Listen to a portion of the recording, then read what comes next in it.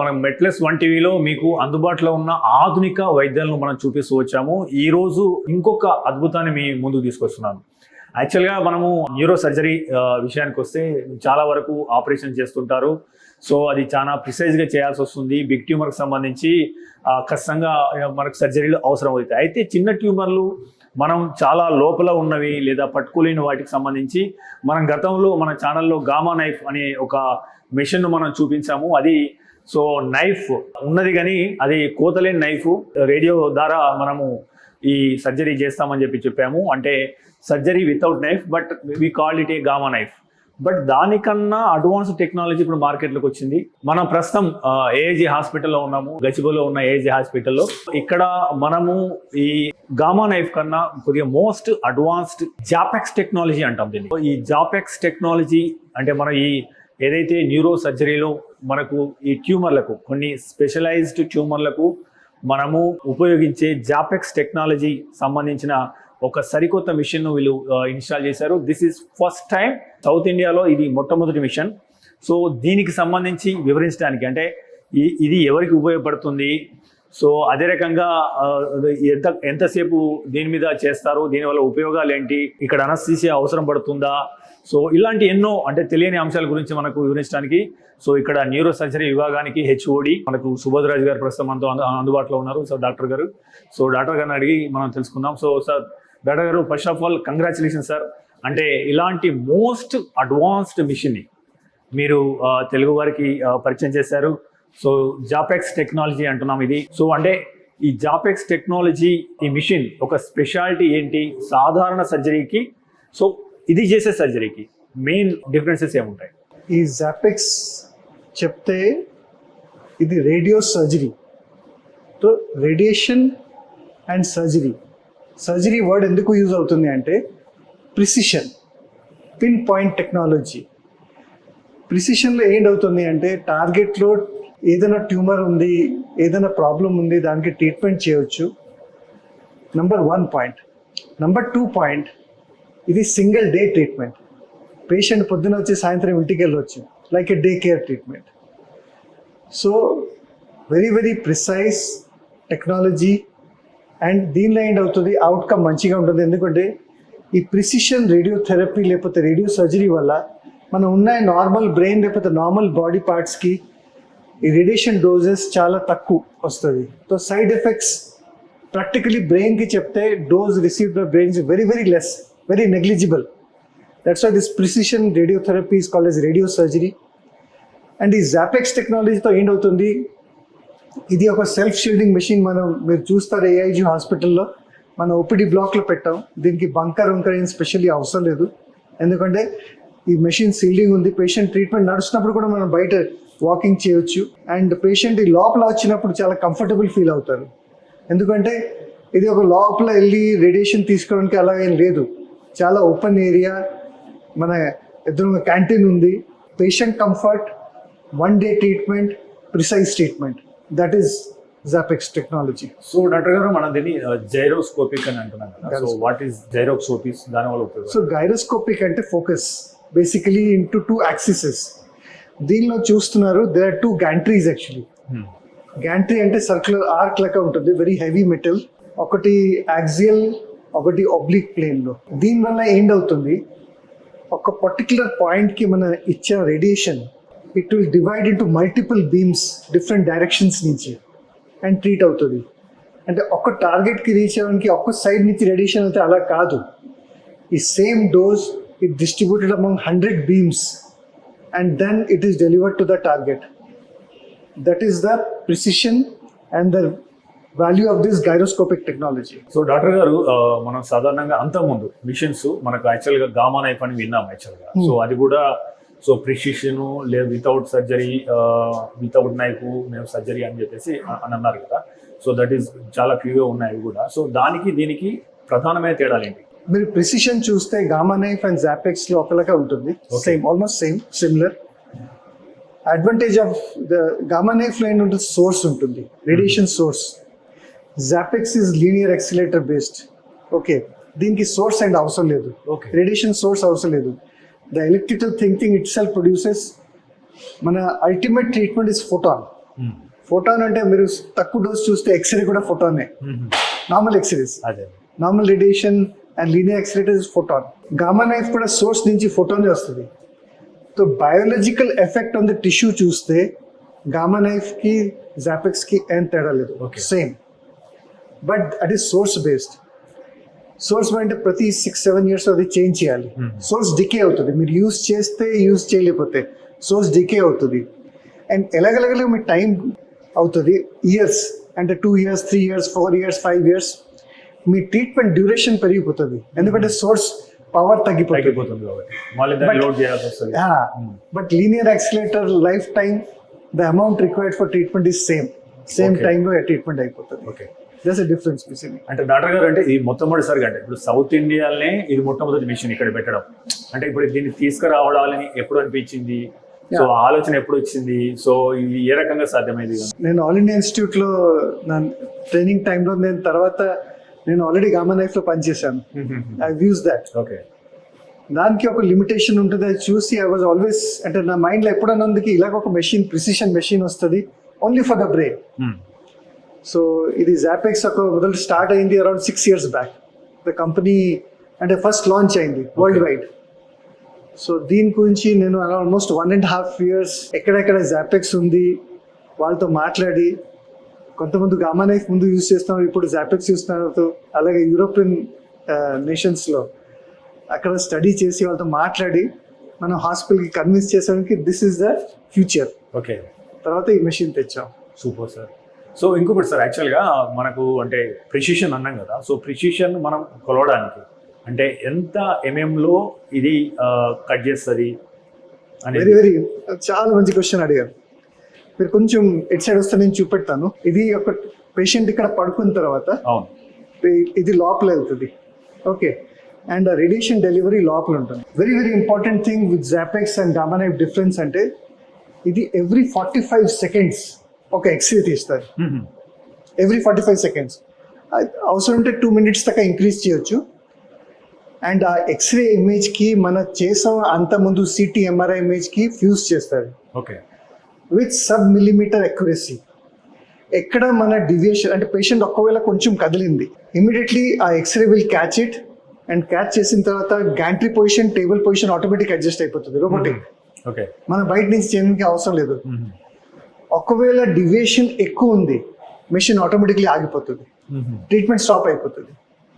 Okay, so this sub-millimeter accuracy treatment జరిగినప్పుడు because of this KV లోపల ఒకటి KV imaging నడుస్తుంది, that is not there with gamma knife. Okay, that's one small advantage over అంటే gamma knife చూస్తే ఇది on table repeated imaging frequency increases the accuracy of this. Because ఈ Zap X మనం చేస్తున్న different types of ట్రీట్మెంట్కి like ఒకటి trigeminal neuralgia అనే condition ఉంటుంది. ఆ ఫేస్కి చాలా సివియర్ పెయిన్ ఉంటుంది. ఒక చిన్న 2-3 millimeter నర్వ్స్కి మనం దానికి ఫోకస్ రేడియేషన్ ఇస్తాం, and very high dose 80 grays very high dose radiation ఇస్తాం. That requires sub-millimeter accuracy. That's the important of it. So doctor గారు ఇంకొకటి ఏంటంటే యాక్చువల్గా కాస్ట్ తీసుకుందాం, అఫోర్డబిలిటీ అంటే ఇప్పుడు is it comes under the insurance, so when comparing with the other radio stations, so how costly it is, so availability ఒక aspect అయితే affordability to people అనేది ఇంకొక యాక్సెప్ట్, దీన్ని బ్యాలెన్స్ చేస్తూ చెప్పండి ఎట్లా ఉంటుంది? దీనికి treatment cost is equivalent to a surgery cost. అంతే, normal surgery cost. Normal surgery cost. Okay, nothing hi fi అలాగా ఏం లేదు. మన ఒక సర్జరీకి చేసినప్పుడు ట్యూమర్ సర్జరీ లేకపోతే ఏదైనా సర్జరీకి 3 lakhs పడుతుంది అంటే ఆ అమౌంట్ లో అయిపోతుంది ఈ ట్రీట్మెంట్. ఓకే, అంటే 1 day లో సిట్టింగ్, పేషెంట్ పొద్దున వచ్చి సాయంత్రం ఇంటికి వెళ్ళొచ్చు. ఇన్సూరెన్స్ కూడా అప్రూవల్ ఉంది. సో డాక్టర్ గారు అంటే ముఖ్యంగా ఇప్పుడు నేను దీనికి సంబంధించి చూసినప్పుడు ఒక 5 రకాల ప్రధానంగా చెప్పారు. ఒకటి బ్రెయిన్ ట్యూమర్స్ అని, స్పెషలైజ్డ్ బ్రెయిన్ ట్యూమర్స్ అని, ఒకటి ఏవిఎం అని, ఇప్పుడు మీరన్న ఫేస్. సో అంటే అట్లా చెప్పండి, అంటే ఏ 5 కేసెస్లో అంటే ఏ 5 సందర్భాల్లో ఇది ఎక్కువ యూజ్ అవుతుంది? నేను ఫస్ట్ స్టార్ట్ చేస్తాను benign non cancerous brain tumours. Okay, non cancerous brain tumours, benign ట్యూమర్స్లో చిన్న ట్యూమర్స్ చాలా డీప్ సీటెడ్ లొకేషన్లో ఉంటుంది. ఓకే, దానికి డైరెక్ట్లీ ఇది ఇవ్వచ్చు. ఓకే, దానికి సర్జరీ అవసరం లేదు. Focused radiation one sitting 20 minutes to 20 to 25 minutes లో ఇంటికి వెళ్ళొచ్చు. నెంబర్ 2 ఇస్ సైజ్ ఎంత ఉండాలా? సైజ్ మే యూజువలీ లెస్ దెన్ 3 cm తీసుకుంటాం. ఓకే. చాలా పెద్ద ట్యూమర్స్ ఉంటే మేము సర్జరీ చేసి సైజ్ తగ్గించి తర్వాత రేడియేషన్ తీసుకుంటాం. రీజన్ ఇస్ మీరు ఎంత పెద్ద ట్యూమర్ ట్రీట్ చేస్తారు అంత అమౌంట్ ఆఫ్ రేడియేషన్ ఎక్కువ ఇస్తారు. సో దానికి కొంచెం ఏదైనా ఎఫెక్ట్ ఉంటే బ్రెయిన్ కి అది అవాయిడ్ చేయడానికి small precise we can treat. పెద్ద ట్యూమర్స్ కూడా ట్రీట్ చేయవచ్చు. బట్ మేము ఎప్పుడైనా చూస్తాం కి ఎఫెక్టివ్ ట్రీట్మెంట్ కి సన్న tumours are very very effective. లేకపోతే ఒక చాలా క్రిటికల్ లొకేషన్ లో ఒక పెద్ద ట్యూమర్ ఆపరేట్ చేశారు, ఒక చిన్న మెయిన్ రక్తనాళ దగ్గర మిగిలింది అది ట్యూమర్, దానికి ఈ జాపెక్స్ చేయొచ్చు. నెంబర్ 2 మీరు ఏవిఎం చెప్పారు, ఆర్టర్వెనస్ బ్రెయిన్ లో బ్లడ్ వెసల్స్ లో ప్రాబ్లం ఉంటుంది, ఆర్టర్వెనస్ మాల్ఫార్మేషన్, అది హ్యాపీగా ట్రీట్ చేయొచ్చు. Number 3 is cancer, brain tumour cancer, గ్లయోబ్లాస్టోమా అని చెప్తాం. దానికి ఫస్ట్ సర్జరీ చేయాలి, ఎందుకంటే మాకు పిల్లలకి ఏ టైప్ ట్యూమర్. దాని తర్వాత రేడియేషన్ అవుతుంది, conventional radiation, not ZapX. Conventional radiation అయిన తర్వాత ఒక ప్లేస్లో ఏదైనా చిన్న రికరెన్స్ మళ్ళీ వచ్చింది ట్యూమర్, దానికి జాపెక్స్ చేయొచ్చు. Number 4 is trigeminal neuralgia. Number 5 ఇప్పుడు ఇంట్రెస్టింగ్ ఇండికేషన్స్ వస్తుంది, న్యూరో మాడ్యులేషన్ అని. ఓకే. మన చాలా మందికి చూస్తారు ఈ హ్యాండ్ షివరింగ్ అవుతుంది, ట్రెమర్స్, బినైన్ ట్రెమర్స్, అది మెడిసిన్స్ తో కూడా రెస్పాన్స్ రాదు. ఓకే. దానికి ఈ జాపెక్స్ చేయొచ్చు. ఓకే. ఒక బ్రెయిన్ లో థాలమస్ లో ఒక చిన్న న్యూక్లియస్ ఉంటుంది, 3 to 4 millimeter సైజ్ న్యూక్లియస్, అక్కడ టార్గెటెడ్ థెరపీ ఇచ్చి దానికి ట్రీట్మెంట్ చేయొచ్చు. సో ఈ ZapX besides tumour, AVM, neuromodulation ఇంతే చాలా ఇంపార్టెంట్. ఇప్పుడు వరల్డ్ వైడ్ లో ట్రయల్స్ నడుస్తుంది ఆన్ ట్రెమర్స్, తర్వాత డిప్రెషన్, కొన్ని సైకాట్రిక్ డిసార్డర్స్ మీద కూడా ఇది అన్ని నడుస్తుంది. Down the line next 1 year లో within 1 year all these things. Tremors already చేస్తున్నాం, బట్ ఈ మిగతా ఇండికేషన్స్ కూడా దీంతో చేయవచ్చు. ఓకే. సో అంటే సో ఫార్ ఎట్లా ట్రీట్ చేశారు, ఎంతమందిని ట్రీట్ చేశారు, ఎట్లా అవుట్కమ్స్ ఎట్లా అనిపించింది? సో ఇప్పుడు మీరు ఈ విభాగానికి హెడ్గా ఉన్నారు, సో ఇది తీసుకురావడం ఎట్లా అంటే సాటిస్ఫై అనిపించిందా? ఇది ఇక్కడ అందరికీ అర్థం అవ్వలేకి ఇది రేడియేషన్. చాలా మందికి అనిపిస్తుంది రేడియేషన్ ఇస్తే ట్యూమర్ గాయమైపోతుంది, అలా కాదు, అది అవుతుంది, ట్యూమర్ డిసపియర్ అవుతుంది, especially for malignant tumours. Another important indication is metastasis. Metastasis అంటే మీరు బాడీలో వేరెక్కడ క్యాన్సర్ అయింది, అది బ్రెయిన్ కు స్ప్రెడ్ అయింది, చిన్న చిన్న చిన్న చిన్న స్ప్రెడ్ అయింది. ఓకే, దానికి సర్జరీ చేయడం అవసరం లేదు, ఈ ఫోకల్ రేడియేషన్ 1 sitting ఇచ్చేసి ట్రీట్మెంట్ చేయవచ్చు. అడ్వాంటేజ్ ఏంటంటే ఈ మెటాస్టాసిస్ కి ఫోకల్ రేడియేషన్ ఇస్తే నార్మల్ బ్రెయిన్ కి డ్యామేజ్ తక్కువ ఉంటుంది. లైక్ ఇప్పుడు మేము ఒక ప్లానింగ్ చేస్తున్న పేషెంట్ కి బ్రెయిన్ లో 10 points ఉన్నాయి, 10 మెటాస్టాసిస్ ఉన్నాయి. Okay. So we're going to treat with ZapX, అన్ని 10 points కి 2 days లో ట్రీట్మెంట్ అయిపోతుంది. ఓకే. లేకపోతే కన్వెన్షనల్ ఏం చేస్తారు, మొత్తం బ్రెయిన్ కి రేడియేషన్ ఇస్తారు. మొత్తం బ్రెయిన్ రేడియేషన్ ఇస్తే నార్మల్ బ్రెయిన్ సెల్స్ కూడా డ్యామేజ్ అవుతుంది, హెల్తీ టిష్యూస్ కూడా పాడయ్యే అవకాశం ఉంటుంది. సో ఆ ఫోకస్ రేడియేషన్ కి చాలా ఇంపార్టెంట్. మన దగ్గర చేసే కేసెస్ లో వెస్టిబులర్ షానోమా నేను చెప్పాను, హియరింగ్ నర్వ్ కి ఒక ట్యూమర్ వస్తుంది, అది చేసాం. తర్వాత మ్యాలిగ్నెంట్ ట్యూమర్ చేసాం, ఏవిఎం చేసాం, తర్వాత ఈ గ్లయోబ్లాస్టోమా ఫ్లోకల్ రికరెన్స్ చేసాం, కొన్ని ట్రైజెమినల్ న్యూరాలజియాస్ చేసాం ఇప్పటి వరకు. బినైన్ ట్యూమర్స్ లో ట్యూమర్ సడన్లీ ఈజీ ఇస్తే గాయబ్ అవ్వదు, ఇట్ డజంట్ వెపరైజ్ ద ట్యూమర్. అంటే అందరికి ఐడియా ఉంటుంది కి రేడియేషన్ ఇస్తే ట్యూమర్ కాకపోతుంది అని, అలా ఉండదు. బినైన్ ట్యూమర్స్ లో ఏంటవుతుంది అంటే ఫస్ట్ పాయింట్ ఈ రేడియేషన్ ఎఫెక్ట్ అంటే ఆ ట్యూమర్ పని పెరగదు. Number 2 point is over period of time slowly 1 year 2 years 3 years slowly the tumour will shrink.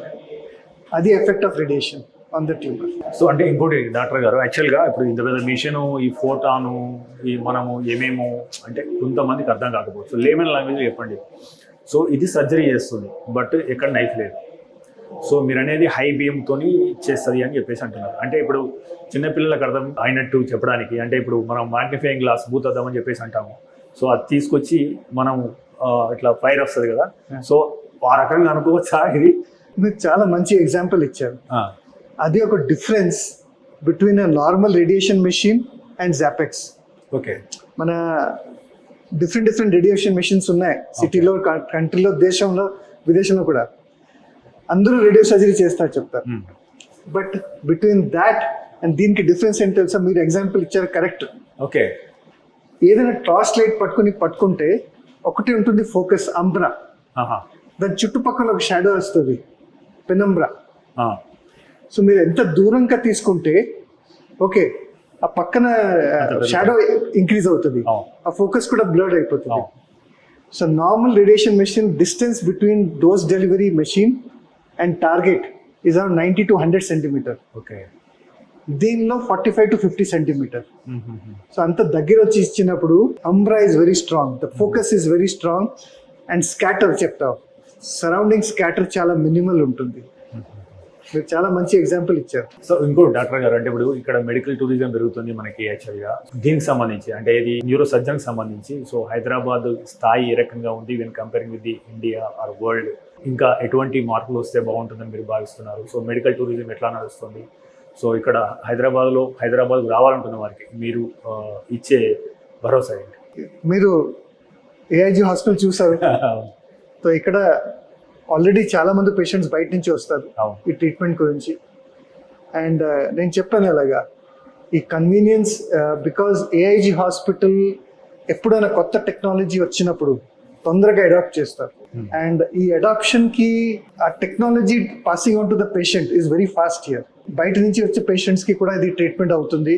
And నేను చెప్పాను this absolutely safe, precise, main advantage. And second అంటే ఒక పేషెంట్కి హాస్పిటల్లో ఎక్కువ రోజు ఉండడానికి అవసరం లేదు, ఒక 1-2 డేస్లో ట్రీట్మెంట్ చేసి ఇంటికి వెళ్ళొచ్చు. And Hyderabad is known for affordable treatment. Okay. And AIG also stands for that. So doctor గారు, మీరు ఈ విభాగానికి హెచ్ఓడిగా ఉన్నారు కాబట్టి, సో ఈ విభాగానికి సంబంధించి ఏఐజీ అనగానే మాకు రీసెర్చ్ గుర్తొస్తుంది. ఎందుకంటే ప్రైవేట్ హాస్పిటల్స్లో ఈ హాస్పిటల్ చేసినంత రీసెర్చ్ మేము ఇక్కడ చూడట్లేదు. సో అంటే మీ విభాగానికి సంబంధించి రీసెర్చ్ విషయంలో ఏం జరుగుతుంది? సో అంటే రానున్న రోజుల్లో మేము వాట్ ఎక్స్పెక్ట్? సో మన దగ్గర ఉన్న చాలా రీసెర్చ్ ఆల్రెడీ ప్రాజెక్ట్స్ నడుస్తుంది. ఈవెన్ న్యూరో సర్జరీ డిపార్ట్మెంట్లో కూడా రీసెర్చ్ నడుస్తుంది, ఇంక్లూడింగ్ నేను ఎక్కువ చెప్పలేము దానికి, because research or somethings result ఎప్పటి వరకు రాదు. You should not tell, you tell everyone or this things. But మన దగ్గర కూడా కొన్ని బ్రెయిన్ ట్యూమర్ సంబంధి at least 3 research projects are going on. One of them is with ZapX also. దానిలో కొన్ని బ్రెయిన్ ట్యూమర్ సంబంధి, హెడ్ ఇంజరీ సంబంధి, spine surgery సంబంధి. సో ఏఐజీ హాస్పిటల్లో ఈ రీసెర్చ్ గురించి ఎంకరేజ్మెంట్ చాలా ఎక్కువ ఉంటుంది. ఓకే. సో అలాగే same we are all part of the family. So అంటే మేము కూడా అది రీసెర్చ్ కూడా ఒక ఆస్పెక్ట్ సీరియస్లీ తీసుకుంటూ అది కంటిన్యూ చేస్తాను. డాక్టర్ గారు, అయితే ఇప్పుడు మీరు ఫస్ట్ టైం సౌత్ ఇండియాలో ఇటువంటి పెద్ద మిషన్ తీసుకొచ్చారు. బికాస్ వరల్డ్లో ఏం టెక్నాలజీ అందుబాటులో ఉన్నాయి, ఎక్కడ ఏం చేస్తున్నారు అనేది మీరు అప్ టు డేట్ ఉంటారు కాబట్టి you are the right candidate. ఎందుకంటే ఇప్పుడు ఆర్టిఫిషియల్ ఇంటెలిజెన్స్ వస్తుంది, కంపెనీస్ అంటే దేశాలు $trillions ఖర్చు చేస్తున్నాయి ఏఐ మీద. సో ఈ ఏఐతోని రానున్న నెక్స్ట్ 5 to 10 yearsలో మీ న్యూరో సర్జరీ విభాగానికి సంబంధించి ఎటువంటి మార్పులు వచ్చే అవకాశం ఉంది? What is the biggest projects in the pipeline and దాంతో ఎలాంటి మార్పులు వచ్చే అవకాశం? సో ఆర్టిఫిషియల్ ఇంటెలిజెన్స్తో ద 2 things యాక్చువల్లీ. ఒకటి వచ్చింది ఆర్టిఫిషియల్ ఇంటెలిజెన్స్, ఇంకోటి ఉంటుంది రోబోటిక్స్. సో బోత్ ఈ రెండుకి టెక్నాలజీ చాలా పెరుగుతుంది. మన దగ్గర కూడా రోబోటిక్స్లో చిన్నసి ఉంది. బ్రెయిన్ డీప్ సీటెడ్ లీజన్స్కి బయాప్సీ చేయడానికి మన దగ్గర కూడా రోబోట్స్ ఉన్నాయి. బట్ ఆర్టిఫిషియల్ ఇంటెలిజెన్స్ చెప్పినప్పుడు బేసిక్లీ ఇప్పుడు మీరు మెయిన్ చేంజ్ అవుతుంది మన రేడియాలజీ, పెథాలజీ దీనిలో, అండ్ డయాగ్నోస్టిక్స్లో ఎక్కువ ఇప్పుడు వర్క్ అవుతుంది.